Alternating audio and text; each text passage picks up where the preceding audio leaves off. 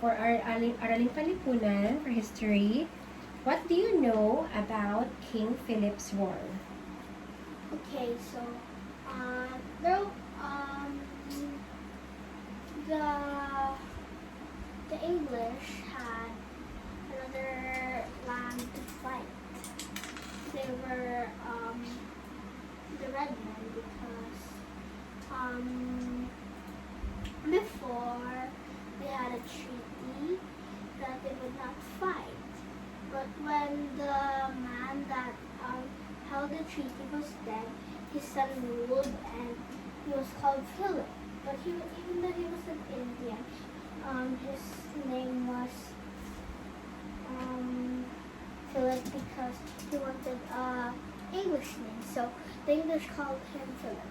At first it was good, but then the Red Men became restless and they wanted to fight.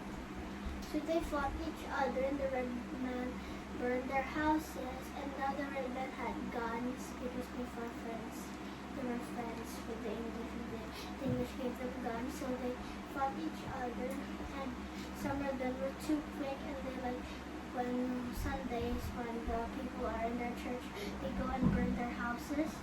And one time when the Red Men was fighting, the houses were burned, but the people were in church, and they were going to attack the church, but there were some people who wanted to fight, but they had no leader. Then there was a man who appeared and they didn't say that he was the leader. Just began to give them orders, and they obeyed the orders, and they defeated some of the Red Men that attacked their village.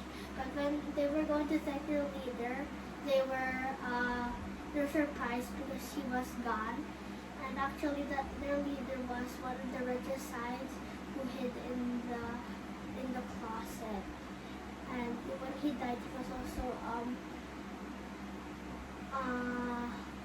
was buried with his companion. That's all.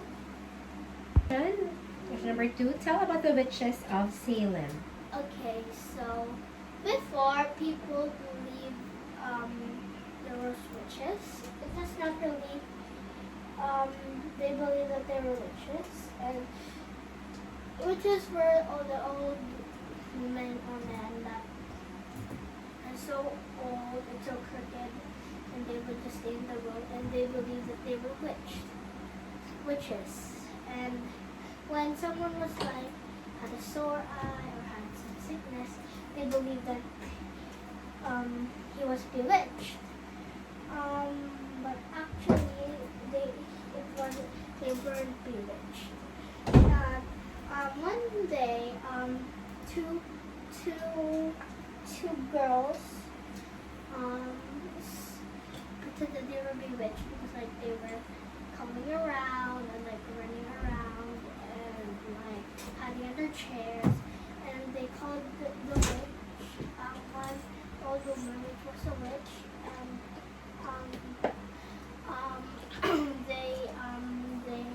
they told him, "Why did you do this?" And when the woman would bite her teeth, they would say the witch was biting them, and when he would stamp her teeth, they would say that he is stepping on them. So many of the people died, and many of them were tortured because they believed that they were witches. And those two girls, when they saw how fun they had, some other kids joined them, and then they were put to prison. And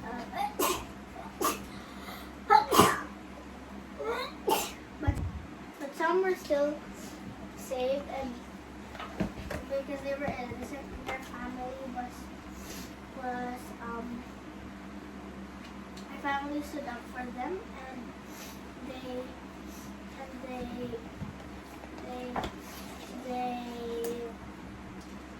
saved some. And there was a man that his mom had been was in prison, so when he freed them, they went they ran away and went to the woods and built her. That's all. Third question. Tell what you know about the Solway martyrs or the two Margarets. I'm gonna tell about the two Margarets. So before, when it was King Charles' time, he killed many people because they called it the killing times, because many people were killed because of their faith in Christ. So one of them was called an old Margaret, and there were two sisters, 13-year-old Margaret and her little sister, and they were Christians, and they were brought to court because they were not brought to court yet. They were still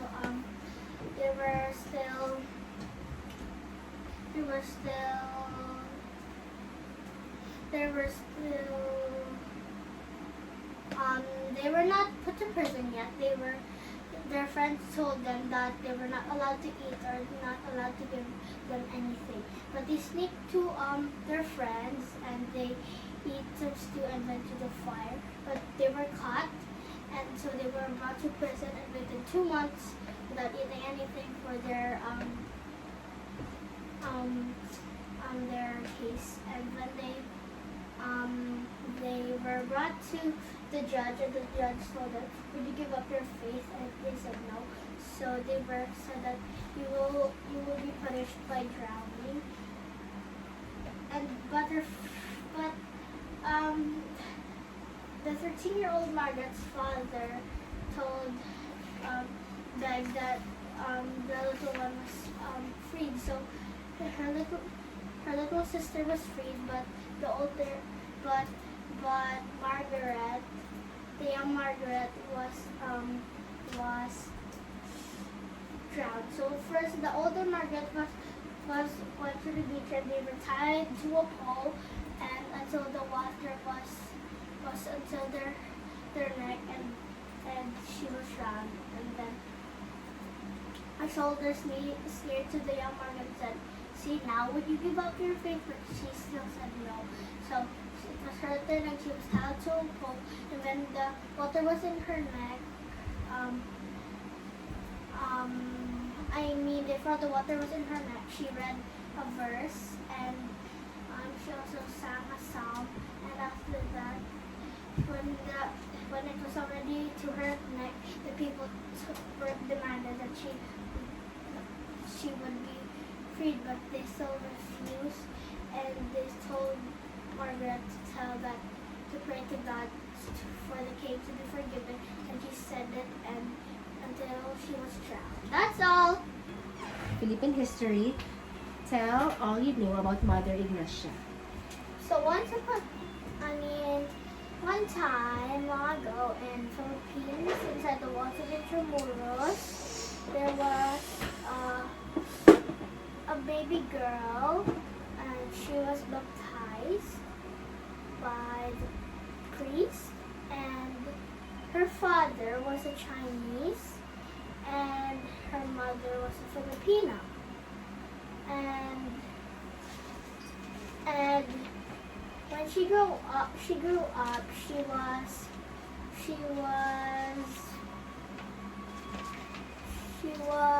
taught how her father taught her how to be hardworking and earn money, and her mother taught her how to not look down on others and to love everyone and love God. And in the walls of Intramuros, there was a company that was the Chinese, and there was once a Chinese pirate, Chinese conqueror, who wanted to defeat the Intramuros. He wanted the Filipinos to pay tribute to him, and give him some slaves. But the Spaniards didn't allow that. So he declared that all the Chinese in Intramuros and in Manila should be sent back to China.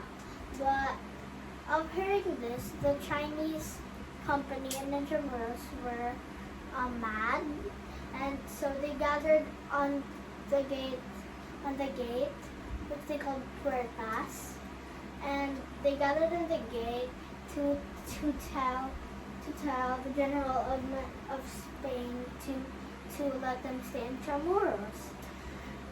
But the guards of the gate thought that they were going to do a revolution, so some were shot down and some stores and houses were burned. But the Chinese ended up leaving Manila. And when Ignacia grew up, her father and mother told her that she should already get married. And on that time, their culture was said that the parents should choose their daughters' husbands. They chose a man, but which was unknown. But Ignacia didn't want to marry. She said that she wanted to go and ask someone of what she would do. So they asked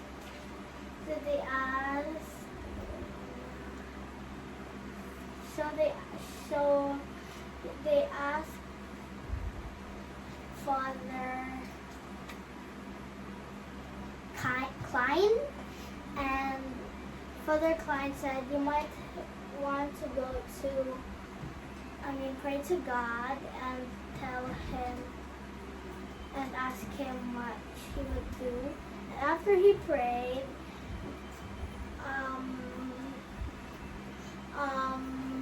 Father Klein told her that you might want to join the Vitas. Vitas were like a group of women, and they were nuns, and they wore black clothes. And she prayed, and she made a decision that she said that I won't join any of them, because one of them they wouldn't allow half Chinese and half Filipino people. So she said she wanted to make her own. And her father and mother told her that would be a bad idea and it would be a hard life. But she still wanted, so they brought her, and she earned a living by sewing, and her simple life made other women join her, and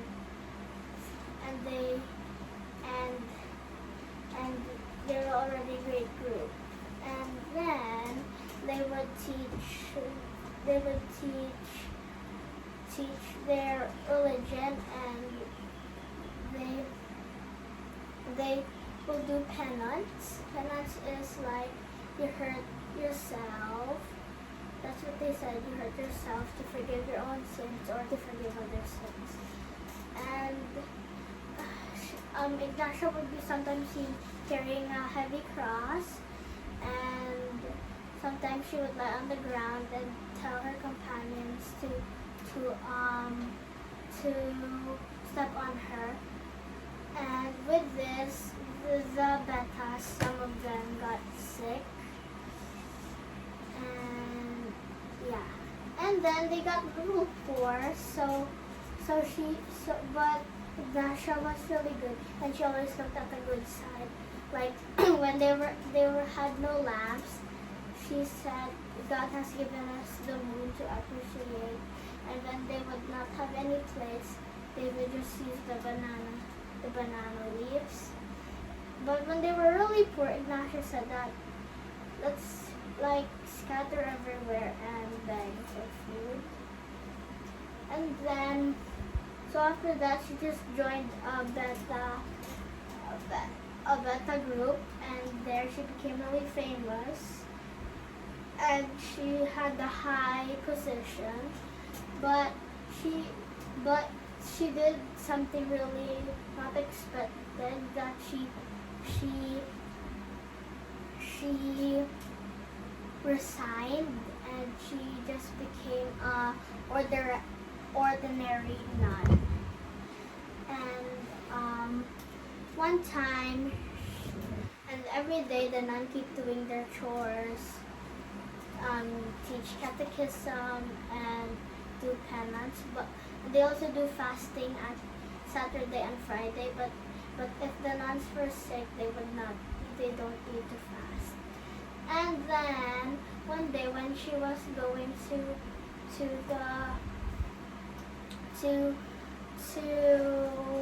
the church, she prayed, and then she felt she like collapsed, and she was dead. But it was a peaceful death, and her friends keep doing what she did, and she was really famous, and even the Spaniards helped carry her coffin, which was a rare thing to happen for Spaniards to respect the Filipinos. And